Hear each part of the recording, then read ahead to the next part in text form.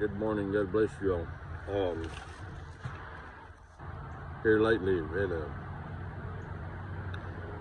usually I get to fish about once a week now, so it's a little harder to make videos about actual fishing. But I figured I'd take a moment to catch up on just some videos that I've wanted to do for a while, just talking about different baits. I get a lot of questions throughout the week by people who just have different questions about different ways that I fish or different baits that I use. A few questions here or there, so I figured, well, maybe a lot of other people are interested, or a lot of other people just information that could bless them or help them, you know. And to be honest with you, it's things that I've stumbled onto that I don't really hear people talking about very much. So it seems to me like a lot of the videos, and this is what led me to make a lot of these videos about techniques and stuff, is it seems to me like a lot of the videos that are out there are just generic. Like when one person makes a video, everybody else makes a video about that. And another person makes a video, and everybody makes a video about that. And it's like, to me, it should be more trying to help. So if we all gave a different thing that we learned, and I know a lot of people hold it in because of tournaments and stuff, I mean, I get that, but to me, I just go out to have fun, and I just try little things and when I do something and it's successful, and this is one of the things that I'm getting ready to show you today that's been successful for years. So I figured I'd just share it with you. So a lot of the techniques, even though a lot of people don't maybe want to admit this, we find it by accident, okay? A lot of the techniques, a lot of the things that we do, little habits that we have fishing wise, a lot of times it's because, let's be honest, came over time. Like years ago, I watched a video by a guy that everybody acts like swimming a jig is just something that everybody's done for such a long time. But truthfully, there was a couple guys that the way that they found out that reeling a jig back to them with just a regular trailer, they did it by accident. You know, just one day they went out and they're reeling their bait back, and bam, bass came up, grabbed it, and they were like, huh, how did that work? And then they did it again, and next thing you know, it became a technique they use. And what I have noticed is that a lot of anglers get one little technique, and that's just what they focus on, and then that's kind of what they use everywhere they go.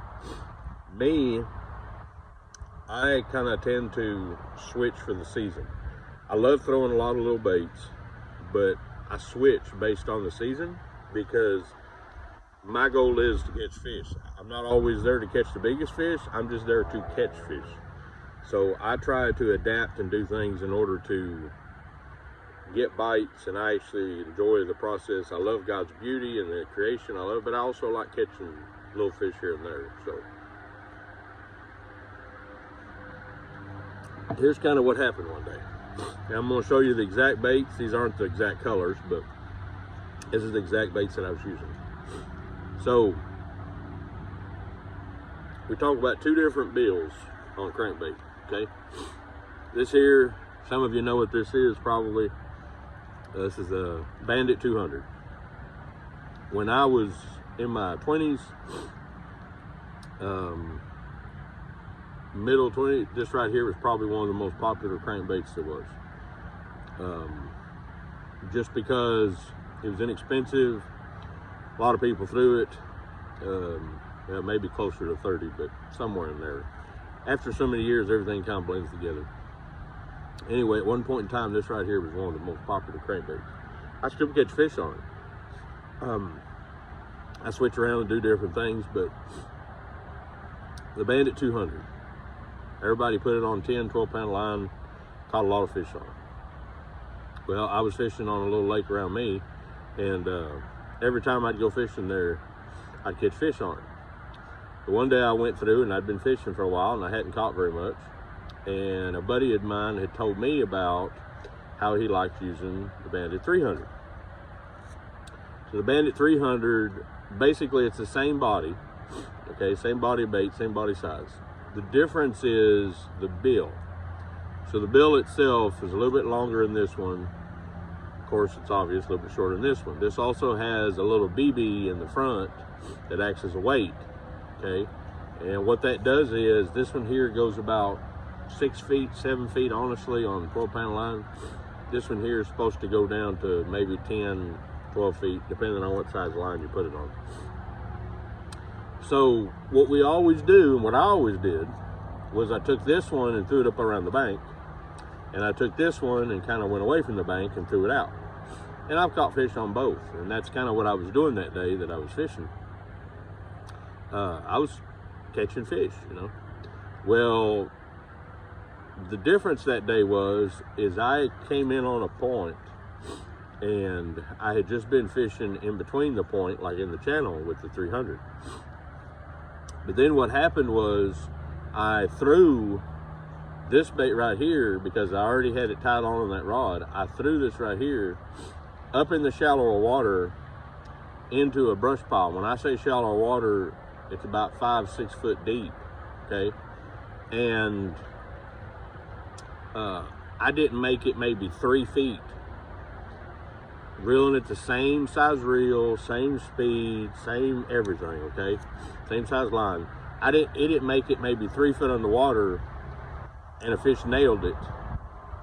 And I reeled that fish in, and it wound up being about 4 pounds.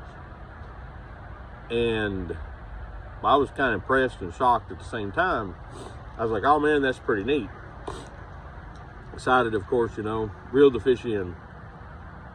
And then all of a sudden, I put this bait down because I was fishing in such shallow water, and I picked this one up and kept fishing probably another 20 feet. And I was like, or 20 yards down the bank. And I was like, man, how come I'm not catching that many fish on this stretch? There's brush piles, there's different things. How come I'm not getting bit? So then I was like, surely it can't be that other one.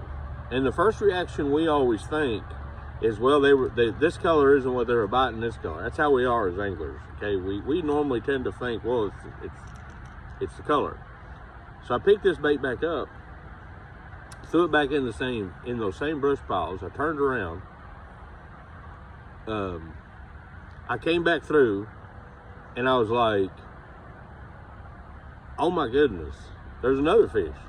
It's probably a 3-pounder on this 300. And it was the same depth range. And first thing a lot of people, and I thought, was like, man, they're on that color. You know, they are on that color. Well, I went down through that bank again with this same 300, caught another one, about 2 pounds. And then just to curiosity, I went back down through that stretch with this 200, couldn't get bit on it. I switched and put the same color on, couldn't get bit on it. And I was like, man, that's just a weird, how is that possible? Now here's what we're talking about. We're not hitting the brush piles, okay? We're not hitting bottom. We're not doing any of those things that you would automatically think, well, that's why they're hitting that deeper bill. Here's what I learned from it, because I tried this in several other places. I was getting bit within 2 to 3 feet of this bait diving in the water. Here's what it led me to believe. Now people can say this is the theory, whatever. We don't think about it, but when this bait here goes in the water, and you reel it at a steady pace, okay, even if you're burning it, it goes down a kind of a 45, okay, and it's looking for bottom. Well, that's okay. But a reaction strike from a 1/2 ounce jig versus a 1/4 ounce jig. A 1/4 ounce jig, when you throw it in the water, it's gonna sink straight down, right? A 1/2 ounce jig, what it does is it zoops down, because it, same weight, or 1/2 ounce weight, same trailer and everything, it's gonna go faster, right? What I come to realize is that bill angle, because it's got that little weight in it and everything, it dives faster. So when you reel, it would go straight down almost.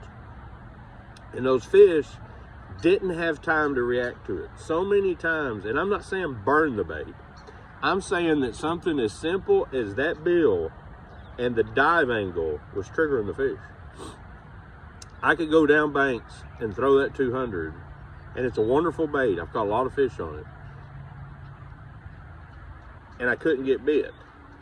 But I could turn around and throw this one, and within 2 to 3 feet of it even going in the water, they would nail it. There was something about that quick drive down that was just triggering them to go grab it. Whether they were sitting up high, whatever. Now, most of the time I've had this happen, I will tell you this, has been in dirtier water. So there is a possibility that they're sitting up there shallow. But I just figured I'd mention that because a lot of times, and I've tried this, and I'm going to show you 2 other baits that I've done it over the years, and it works. This is kind of what I was doing the other day. So this is a DT6. So a DT6 has that same little 200 type bill on it where it goes kind of at a 45. That DT8, even it has a little bit bigger scoop, and I know it's only 2 feet, but it has a steeper dive angle is what it does. That's how it gets it down to that deeper depth. Has that little wider spoon bill. It doesn't wobble as much, so it goes straighter down quicker. This bait right here, even though that angle on that bill isn't enormous, you can see those bills side by side, how one's just a little bit bigger than the other. Just that difference. Now, is this always the case? No, it's not. Okay? So, a lot of people talk about, and this is something that I see, a lot of people talk about taking these baits that go deeper, say they go 10, 12 feet, going in 5 foot, and grinding them on the bottom. I've had some success doing that. Haven't had a ton. There's a time of year where that works really good. Okay, but I haven't had a ton of success doing that. But I have had quite a bit of success throwing a deeper bill crankbait around a bluff wall, and instead of you trying to get it to where it comes little by little at a 45, it goes straight down and over. And I'm not saying it hits straight down, but it has a steeper angle. And because that bait, the way the bill is shaped, it wants to get down faster. So when you throw it in and you start winding, it starts diving straight down, and a lot of times that alone it produces a reaction strike, is what it does. Now, what am I going to do? Am I going to sit there and reel it and crank it and get it on the bottom and just drag it in? No, I tend to reel it kind of steady pace at first, and then if it is 5, 6 foot and I'm throwing a 10-footer, then I'll kind of ease it back to the boat. Sometimes I'll get hit on that, but for the most part, I just figured I'd mention that because I don't hear anybody talking about it. Usually they want you to use this, like I said, in shorter water and grind it.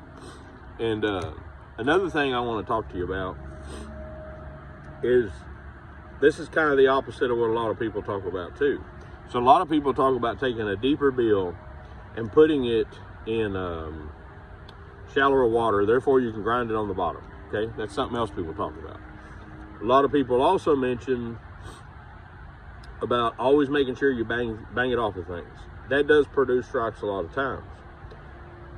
But don't look past taking a 6, 7 deep diver crankbait or a 4 deep diver crankbait and putting that 4-foot diver in 8 foot of water. Or taking a 7-foot diver and putting it in 14 foot of water. Why would that be important? Because a lot of times, especially in the fall, those fish, what they're wanting is something coming across in the middle of the water column, because a lot of those fish sometimes, depending on the conditions, are suspended. So a lot of times if you take, and this is just happened to me, if you take a 10-foot diver and you run it in 10 foot, guess what? That bait's always going to be on the bottom. So if that fish is sitting there and you're throwing it in 10 foot and it's grinding the bottom, and that fish is suspended like in 8 foot of water, and he's kind of looking up, this little bait down here, he may grab it, he may not. It's not really much of his interest, you know. It's not what he's worried about. There's all kinds of little things in the bottom. But if you take this 7-foot diver and he's in 10 foot of water and you're kind of reeling it along and he's sitting at that 8, that little bait right here is going to come right in front of his face, and he's going to have 1 or 2 options, either to go ahead and grab it or let it go by him. A lot of times he's going to grab it. A lot of times that's just how it's that's just some of the experiences that I've had. Anyway, I figured I'd just pass that. I didn't want to make this a long video. I just figured I'd pass that information. Crankbaits to me are just so fun. You can use them for so many different things. There's so many different ways. Anyway, hope this helps somebody. Hope it helps you put more fish in the boat. More than anything, I hope it helps encourage you to go out and go fishing and just experiment a little bit. Sometimes we're out there and we're just always that same little steady pace. Sometimes we're going out there and maybe we're always burning it. Some of us probably need to slow down a little bit. Some of us may need to speed up a little bit. Sometimes you'll see me, I'll throw it and I'll reel it and I'll twitch and I'll bring it in, twitch. I'll reel it in. Sometimes I'll throw it and try my best to turn my rod or something to get it to bang against the cover to do things. So fishing is fun to me because it's not always the same thing. You got to experiment, you got to work with things. My biggest thing is figuring out what it takes to catch them. I love doing that. As far as catching them, I've caught thousands, and that's not me bragging. That's just because the Lord Jesus has blessed me. I've caught thousands of fish. I've got big fish over 3 pounds. I don't know how many times throughout my life. It's just fun to go out and enjoy God's creation. But that's just one of the tips, one of the things I'd figure I'd talk about to share. Anyway, anybody has any questions, message me. And God bless you all. Everybody that's asked me for prayer requests, I hope the good Lord helps you and takes care of you. He has me. And y'all just have a blessed day and enjoy God's creation. Don't forget, Jesus loves you. Y'all have a great day.